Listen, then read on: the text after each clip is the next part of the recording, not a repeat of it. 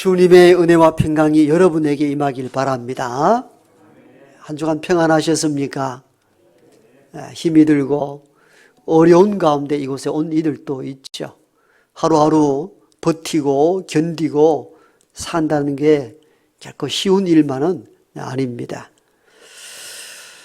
어떤 인터넷 사이트 상담 창구에 한 직장인이 자기 고민을 털어놓은 글입니다. 선생님 안녕하세요. 저는 30대 직장인입니다. 저는 회사에서의 인간관계가 너무 힘듭니다. 퇴사 후 몇 년 쉬다가 자영업도 하였으나 벌이가 시원치 않아 그동안 벌었던 돈 다 까먹고 다시 김치를 생산하는 중소업체에 취업하였습니다. 수백 차례의 시도 끝에 겨우 입사한 회사라 애착이 많이 갔습니다. 그러나 한 달이 지난 지금 저는 다시 퇴사를 생각하고 있습니다. 처음에 회사에서는 사무직을 채용한다고 했는데 부장님이 생산도 경험해야 한다며 당분간 생산 업무와 사무 업무를 병행하라고 합니다. 저를 생산부로 보내려고 하는 건지 별 생각이 다 듭니다. 사무직 동료들은 생산 현장에서 야근도 하고 다시 사무실로 와서 일 처리를 끝내고 퇴근을 합니다. 주말 근무는 당연해 보입니다. 제가 생산부에 가서 일하는 것과 야근을 싫어하는 것을 눈치챘는지 동료들이 저를 곱게 대하는 것 같지도 않고 제가 왕따가 되지 않을까 이런 고민도 듭니다. 이전 직장에서 수차례 권고사직을 당하다 보니 부장님이 부르면 겁부터 나고 괜히 위축됩니다. 부장님이 지적을 하면 예전에 잘렸던 때 일들이 악몽처럼 떠오르고 많이 위축됩니다. 부장님은 제게 당분간 생산부로 가서 일을 익혀서 오라고 합니다. 그래야 사무직으로 직원들을 위한 업무를 할 수 있다고 합니다. 부장님 말씀이 맞겠지라고 생각하면서도 마음 한 구석에서는 불안한 느낌이 듭니다. 자꾸 이런 생각들이 들어서 불안한 생각이 꼬리에 꼬리를 물고 별 상상을 다 하게 됩니다. 그래서 한 달밖에 안 다녔지만 저도 모르게 또 그만두어야 하나라는 결론을 내리고 맙니다. 저는 어떻게 해야 합니까? 요즘 비대면 시대 속에 살다 보니까 이런 온라인 상담 창구에 올라온 많은 직장인들의 고민 상담글이 넘쳐나고 있습니다. 우리에게 일어날 수 있는 일들이죠. 우리 주변에서 흔히 볼 수 있는 고민들이기도 합니다. 부장님의 입장에서 보면은 또 사무직으로 뿐만 아니라 생산 현장을 알아야 전체적인 사무 행정이 도움된다는 것도 한편 이해가 되죠. 또 사무직으로 선발되었는데 생산적으로 보내졌을 때에는 나를 힘들게 해서 쫓아내려 하는가 하는 두려움과 불안감이 있기도 합니다. 우리는 이렇게 늘 불안과 초조 그리고 두려움 속에 인생을 살아갑니다. 이런 두려움은 누구에게나 다 가지고 있습니다. 어떤 심리학자는 인간이 갖고 있는 5가지 두려움을 이렇게 이야기합니다. 첫 번째 두려움은 죽음에 대한 두려움. 이건 살고자 하는 사람들 누구에게나 나타나는 두려움이죠. 죽음에 대한 두려움은 다 가지고 있습니다. 두 번째 두려움은 자율성 상실에 대한 두려움. 좀 어려운 이야기지만도 쉽게 이야기하면 이렇습니다. 자율성 상실, 즉 내 의지와 내 뜻과 내 생각대로 내 몸이 움직여지지 아니하면 어떨까 하는 두려움. 우리가 나이가 조금씩 들면서 오는 두려움이죠. 금방 까먹습니다. 두렵죠. 앞으로 치매가 걸리면 어떻게 할까? 내 몸을 내 의지대로 컨트롤하지 못할 때 오는 두려움이 굉장히 크죠. 이게 자율성 상실에 대한 두려움입니다. 세 번째 두려움은 혼자 지낼까에 대한 두려움. 단순히 혼자가 아니라 사람들이 내게도 떠나가고 혼자 고독한 가운데 살아가지 않느냐 할까 하는 두려움이 있다는 겁니다. 네 번째 두려움은 병에 걸리거나 불구가 되는 것에 대한 두려움. 이런 두려움도 있죠. 덜컥 병이 찾아오거나 뇌졸중 또 중풍으로 몸이 한쪽 마비가 되면 어떻게 할까 하는 이런 두려움이 존재하고 있습니다. 다섯 번째 두려움은 굴욕에 대한 두려움, 즉 남으로부터 경멸받을 존재가 되지 아니할까 하는 두려움이 있다는 겁니다. 이런 두려움은 일상을 사는 모든 사람들, 즉 믿는 자를 포함한 누구에게나 가질 수 있는 두려움입니다. 믿는 자는 이런 두려움이 없고 안 믿는 자만 이런 두려움이 있는가? 그렇지 않습니다. 저와 여러분 모두가 가질 수 있는 두려움입니다. 여러분, 하나님의 말씀을 대언하는 목사는 두려움이 없겠지. 그렇지 않습니다. 여기 서서 말씀을 전하는 저나 듣는 여러분이나 똑같은 한 인간으로서 가지는 두려움은 다 가지고 있습니다. 죽음에 대한 두려움도 가지고 있고 또 앞으로 병이 걸리거나 불구가 되면 어떻게 할까 하는 그런 염려도 다 가지고 있습니다. 여러 자식들을 공부 다 시키고 취업과 결혼 그리고 집을 한 채 가질 수 있을까 하는 부모로서의 두려움은 목사가 갖는 두려움도 똑같다는 것을 의미하기도 합니다. 오늘 누가복음 12장에는 예수님의 제자들이 갖는 두려움에 대한 이야기를 하고 있습니다. 그 이전 누가복음 11장에 대한 이야기를 지난주 잠시 말씀을 드렸잖아요. 바리새인이 예수님을 식사에 초대하였습니다. 그때 주님께서 손을 씻지 않고 음식을 먹는데 바리새인들이 왜 손을 씻지 않고 음식을 먹느냐? 이는 정결법에 반하는 일들이다. 유대인들은 성전에 들어갈 때나 음식을 먹을 때에 손을 씻고 먹는 정결법이 유대인들의 법인데 예수님께서 의도적으로 그리했든지 일부러 그러셨든지 손을 씻지 않고 음식을 먹었습니다.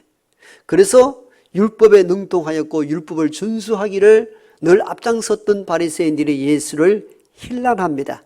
어찌하여 정결예법을 어기느냐는 겁니다. 여기에 대해 주님께서는 오늘 잘 걸렸다 싶은 마음으로 바리새인들에게 반격하기 시작했죠.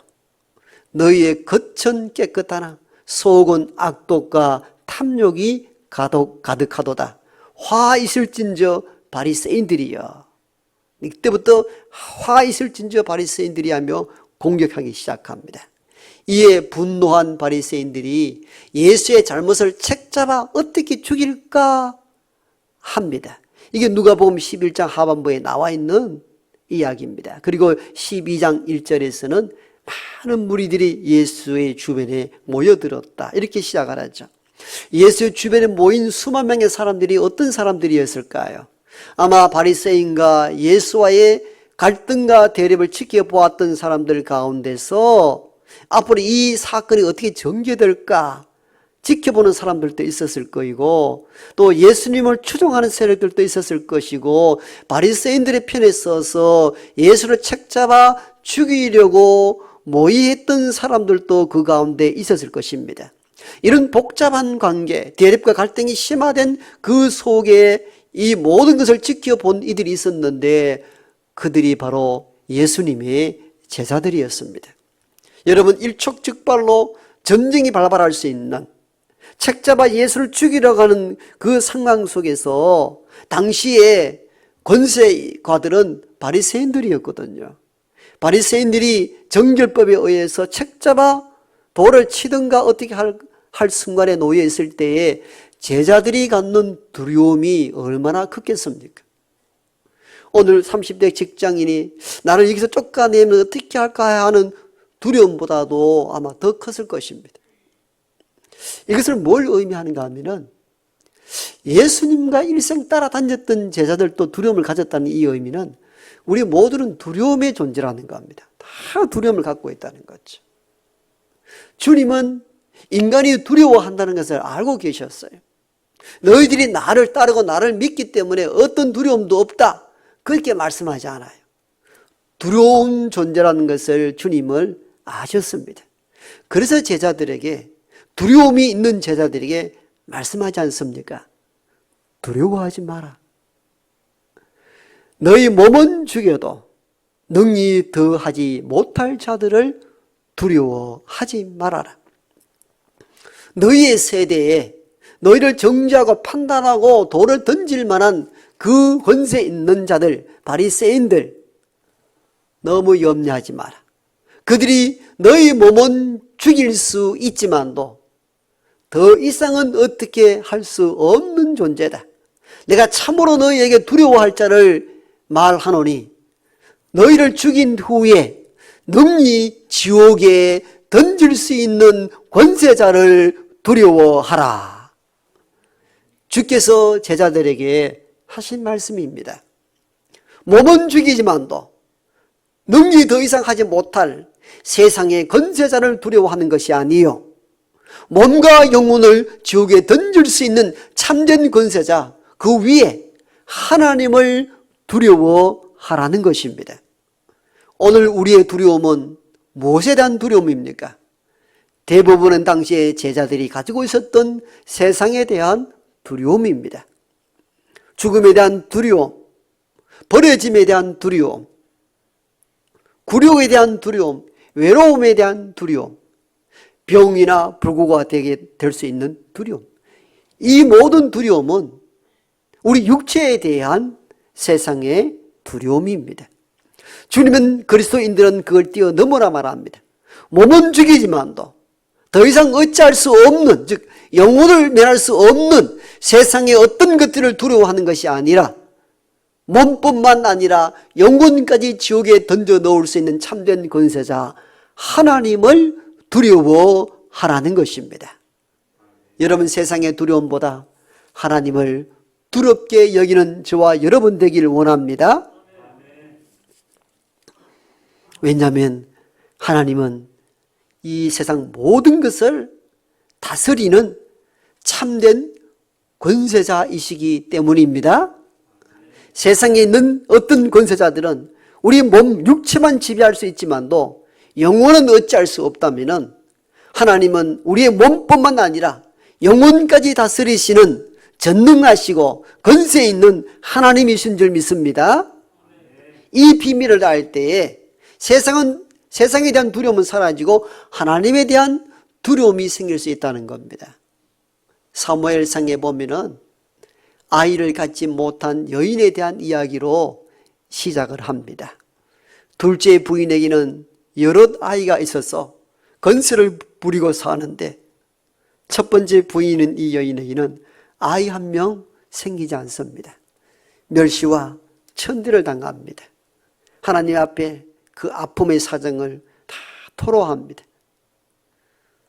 오랜 시간 이후에 하나님께서 그 여인을 불쌍히 여기고 그에게 아들 사무엘을 주십니다. 아들 사무엘을 얻고 난 이후에 그의 어머니 한나가 하나님께 드린 찬양 그리고 기도문이 사무엘상 2장에 나옵니다. 한나는 아들 사무엘을 얻고 난 이후에 하나님에 대하여 이렇게 신앙적 고백을 합니다. 하나님은 살리기도 하시고 죽이기도 하시고 낮추시기도 하시고 높이시기도 하시고 우리를 지옥에 내려가기도 하시고 건져내기도 하시고 있게도 하시고 없게도 하시는 하나님이시로다. 아멘.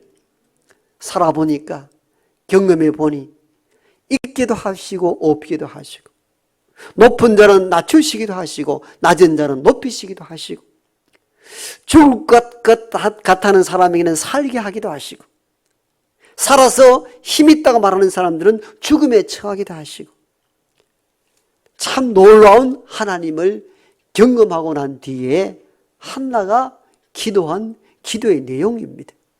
참으로 이 세상 모든 것을 다스리시고 권세 있게 하시는 이가 하나님이심을 한나는 깨달았습니다. 죽이기도 하시고 살리기도 하시고 높이기도 하시고 낮추시기도 하시고 있기도 하시고 없기도 하시고 이 모든 것을 주관하시는 분은 하나님이신 줄 믿습니다. 여러분, 그러므로 세상의 육체를 지배하는 세상에 대한 두려움보다 모든 것을 다스리시고 있게 하고 없게 하고 죽기도 하고 살리기도 하시는 참된 하나님을 두려워할 줄 아는 저와 여러분 되기를 원합니다. 여기서 하나님을 두려워하라는 것은 공포심에서 무서워 떠는 것을 말하는 것이 아니요, 너무너무 귀한 존재여서 마음에서 우러나오는 경외심, 그것을 하나님에 대한 두려움이라 이렇게 표현합니다. 세상의 두려움은 우리를 꼼짝달아서 하지 못하게 하고 마음을 무겁게 하고 불안하게 만들다면, 하나님에 대한 두려움은 확신을 갖게 하고 마음의 평안을 가져다 줍니다. 그러므로 세상에 대한 두려움이 아니요 하나님을 두렵게 섬기는 자에게는 늘 평강이 차고 넘칠 줄 믿습니다. 그러므로 하나님을 두렵게 섬길 줄 알아야 합니다. 왜냐하면 그분은 죽이기도 하시고 살리기도 하시는 권세 있는 자일 뿐만 아니라 아주 작은 것까지도 소홀히 여기지 아니하시고 우리를 기억하시는 선하신 아버지 하나님이시기 때문입니다. 그래서 두려워하는 제자들에게 이어서 주께서 이렇게 말씀합니다. 참새 5마리가 두 아사리온에 팔려가는 것이 아니냐. 그러나 하나님 앞에는 그 하나도 잊어버리시는 바 되지 아니하는도다. 아멘. 여러분, 두려워 떨고 있는 제자들을 향하여 몸은 죽이나 더 이상 하지 못할 자들을 두려워하지 말고 내가 너희에게 두려워할 자를 말하노니 죽인 이후에 능히 지옥에 던질 만한 권세자 하나님을 두려워하십시오. 그러고 난 이후에 계속 이어서 두려워 떠는 제자들에게 말씀하시기를, 참새 5마리가 두 아사리온에 팔려갈 때에도 이걸 기억하고 잊지 아니하시는 하나님이시라 이렇게 말씀합니다. 여러분, 몸과 영혼을 죽일 수 있는 참된 권세 있는 하나님은 지극히 작고 소홀히 여길 수 있는 것까지 기억하신다는 겁니다. 참새라는 것은 우리식으로 번역해서 참새이지만도 원어상의 이 단어는 아주 작은 새 이렇게 표현되어 있습니다. 작은 새를 우리식으로 표현하니까 참새 이렇게 기록한 것이죠. 아사리온은 여러분들이 이미 알고 있듯이 당시 로마 시대 때에 채소 단위의 화폐, 우리식으로 표현한다면 1원짜리, 10원짜리.